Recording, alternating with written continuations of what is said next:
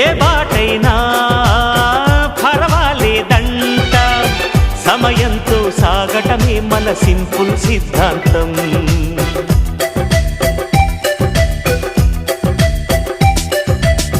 చిరుగాలికి పరిమళమిచ్చే సిరిమల్లెల వనమై ఉందాం, గగనాన్ని నేలను కలిపే హరివిల్లుల బంతెన అవుదాం.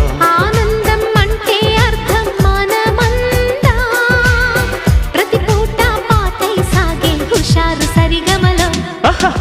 ఎన్నో ఎన్నో రాగాలుండే సంగీతం కాదా, చల్లకి నవ్వుల కేరింత.